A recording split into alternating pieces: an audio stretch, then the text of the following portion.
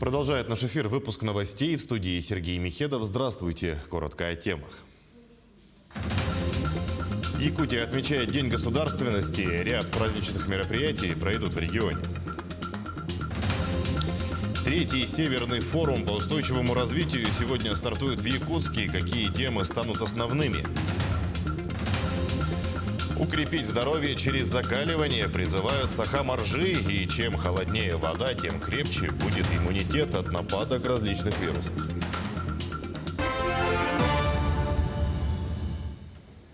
День государственности Республики Саха-Якутия отмечается сегодня. Во всех районах и городах пройдут уроки гражданственности, тематические и патриотические вечера, конкурсы, викторины, выставки и флешмобы. В музеях республики запланированы дни открытых дверей и экскурсии. По традиции пройдут торжественные церемонии возложения живых цветов к памятникам выдающихся общественных и политических деятелей республики. Напомним, 27 сентября 1990 года Республика Саха-Якутия подтвердила свою приверженность федеративному устройству России. Принятие декларации о государственном суверенитете стало отправной точкой нового этапа в жизни Северного края, связанного с активным социально-экономическим развитием на основе консолидации многонационального народа Якутии. В настоящее время республика – безусловный лидер по многим производственным показателям, внедрению инвестиционных проектов на Дальнем Востоке. В этот праздничный день глава республики проведет прямую линию. Айсан Николаев ответит на интересующие вопросы якутян, а также обсудит с ведущими линии актуальные для республики темы. Трансляция эфира начнется в 19:00 на двух языках. На телеканалах НВК Саха, Якутия-24, радио Ты-Тим, на YouTube, страницах Facebook и ВКонтакте обоих телеканалов. Вопрос Айсану Николаеву можно задать личным сообщением в Инстаграм-аккаунте главы с пометкой в начале сообщения «Прямая линия». Кроме того, можно будет в ходе прямой линии позвонить в студию по многоканальному номеру телефона 32 01 11. А накануне глава региона провел совещание по благоустройству Якутска. Айсан Николаев поручил властям столицы и республики ускорить темпы благоустройства. Кроме того, поручено реализовать дизайн-код Якутска, начиная с появления целостной концепции велодорожек, заканчивая борьбой с навязчивой уличной рекламой. Основной проект сфокусирован на проспекте Ленина, а также в целом на повышении индекса качества городской среды и уровня внешнего оформления городского пространства. Напомним, в следующем году республика отмечает столетие якутской автономии и 390 лет столицы. К этим датам в Якутии реализуют ряд проектов по благоустройству территории и общественных пространств. Продолжает восстанавливать пострадавший от лесного пожара район в селе Беськёль. Работы идут по графику, завершают строительство жилых домов и помещений для скота. Так, дом, сваю которого заложили 20 августа, уже готов к сдаче. По словам главы Атамайского наслега, до 15 числа все дома будут завершены, и их хозяева смогут отпраздновать новоселье. Напомним, в Беськёле одновременно возводят 34 жилых дома и 9 других хозяйственных объектов, среди которых и коровник сельхозкооператива «Атамай». Все затраты на материалы, инструменты и технику взяло на себя Министерство сельского хозяйства республики. Строительство идет полным ходом. Уже это мы сегодня видим, это уже завершающая стадия. Через пару дней мы все дома сдадим. В том числе и животноводческий комплекс КХ «Атамай». Я с директором Arctic Telecom подписал соглашение, и уже начались работы по введение поселки оптоволоконной связи. В каждом частном доме у нас намечается в этом году оптоволоконная связь. Третий Северный форум по устойчивому развитию сегодня стартует в регионе. Центральными темами станут новая арктическая стратегия, поиск баланса между экономической деятельностью и сохранением естественной окружающей среды, главные направления международного сотрудничества, предупреждение экологических катастроф и реакция многолетней мерзлоты на изменение климата. В форуме примут участие ученые и исследователи из Европы, Америки, Азии и России, руководители российских министерств и ведомств, представители институтов развития, деловых объединений, университетского и профильного сообществ. С С 1 октября проиндексируют зарплату ряда бюджетников. Повышение коснется сотрудников, работающих в спасательных центрах МЧС, учреждениях социальной сферы и гидрометеослужбы, центрах гигиены Роспотребнадзора, центрах стандартизации, метрологии и испытаний Росстандарта, реабилитационных центрах для инвалидов и ряда других организаций. В среднем рост заработной платы составит около 4%. Данный показатель может меняться в зависимости от региона и профессии.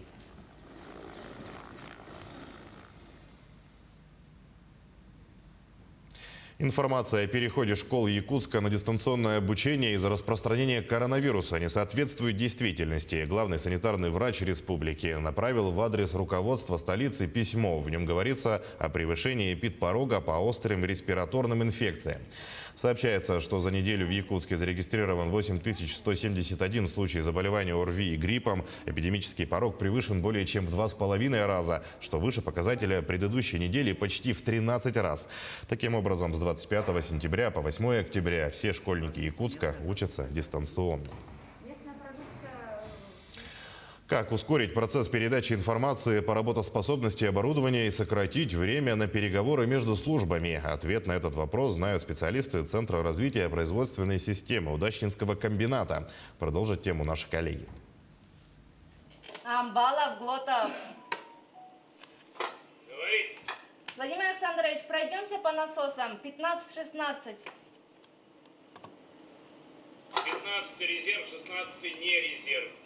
Красный, оранжевый, зеленый или синий. Сейчас статус работоспособности насосов можно узнать по цветовой гамме. Посписочные поиски состояния того или иного агрегата канули в прошлое. Сложные и нечитаемые таблицы заменили современной и легкой для понимания программой. Красная – это не готов насос, голубая – это у нас резерв, оранжевенькая – это у нас аварийный резерв, и зеленая – это в работе. То есть намного проще, лучше стало.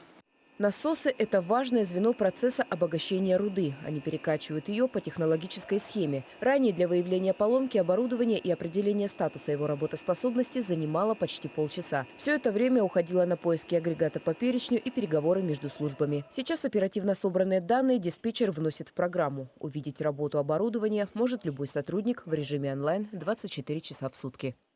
Пока точно определить, насколько инструмент эффективен, сложно в каких-то метриках, но уже заметно, что с момента, как данный инструмент появился, таблица стала намного более в зеленых и голубых цветах, что соответствует тому, что оборудование в резерве или работает. Разбор простоев техники проводится ежедневно. Руководители наглядно видят работу насосного парка, выясняют причину выхода из строя оборудования и расставляют приоритеты по его ремонту. Все это призвано не допустить снижения производительности обогатительной фабрики в дальнейшем. Ксения Журавлева, Ирина Балкова, Денис Сиротин. Телеканал «Алмазный край». Парк ледникового периода планируют создать в республике, передает пресс-служба Минпреда региона. С таким предложением выступила министр предпринимательства, торговли и туризма Якутии Ирина Высоких. Парк будет состоять из научного полигона на территории кластера Лена, представляющего из себя реконструкции ландшафтов позднего плейстоцена. Он станет научным пространством, на котором будут проводить исследования, и одновременно с этим туристы смогут познакомиться с ровесниками мамонтов, например, с бизонами. Вторая часть парка – это тематический парк развлечений, где взрослые и дети смогут поучаствовать в интерактивных играх и покататься на аттракционах. Сейчас штормовое предупреждение. Сегодня в Ленском, Алекминском, Алданском и Нерюнгринском районах ожидается дождь, мокрый снег, местами сильный. Якутская национальная издательская компания «Айяр» выиграла в номинации «Инновационный книжный проект» на 10-м конкурсе профессионального мастерства «Ревизор». Он завершился в Москве. Издательство завоевало книжный «Оскар». «Айяр» наградили специальным дипломом за вклад в развитие книжного дела России, рассказал генеральный директор компании Август Егоров. Помимо этого, в главном конкурсе страны «Книга года» издание «Неизвестное солнце», «Чудеса», «Факты, загадки», «Расследования», вдохновленное Георгием Купала и написанное Еленой Киричек и Иваном Панченко, получило главный приз в специальной номинации «Нон-фикшн». Далее о спорте. Якутянка Регина Петрова – бронзовый призер первенства России по кросс-биатлону. Уроженка поселка Чульман Нерюнгринского района стабильно находится в пятерке лидеров в юношеском биатлоне на всех значимых всероссийских стартах. На первенстве России по биатлону в городе Чайковский в дисциплине кросс-биатлон якутянка завоевала бронзовую медаль. А футбольная команда из Якутии «Арктика» одержала победу над «Океаном» из Находки в матче 17-го тура Дальневосточной юношеской футбольной лиги. Встреча прошла в Якутске на стадионе Туймада и завершилась со счетом 1-0. Единственный гол на 79-й минуте забил Тимур Сивцев. Отметим, что «Арктика» победила, играя в меньшинстве. В середине первого тайма прямую красную карточку получил Никита Гамзяков. Эта победа для якутян стала третьей в текущем сезоне. За один тур до конца турнира они занимают 9-е место в турнирной таблице, имея в активе 11 очков. Укрепить здоровье через закаливание призывают сахаморжи. Они считают, что нет ничего лучше, чем купание в холодной воде. И чем она холоднее, тем крепче будет иммунитет от нападок различных вирусов. Температура воздуха плюс 3 градуса, температура воды плюс 9. Самое время открывать купальный сезон.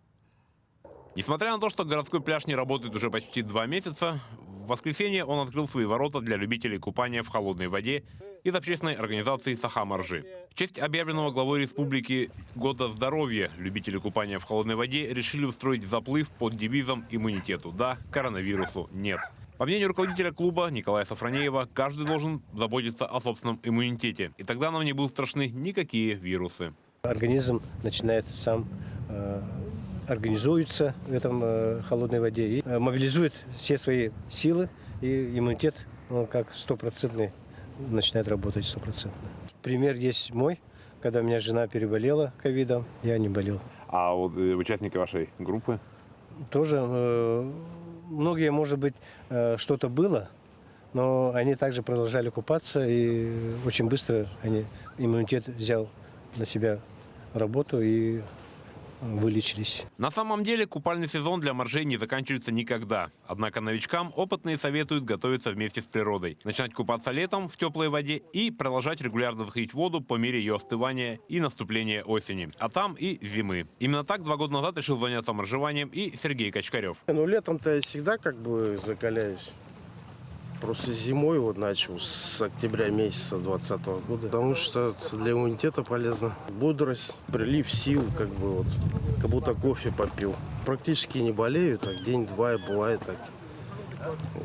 Нормально. Конечно, моржевание не является панацеей от всех болезней, и не стоит завтра же бросаться с головой в речку. Достаточно на начальном этапе сделать утренний душ на пару градусов прохладнее. Прекрасно. И так мы каждый день. Александр Хавренко, Георгий Григорьев, Якутск. К этому часу это все новости. Оставайтесь с нами.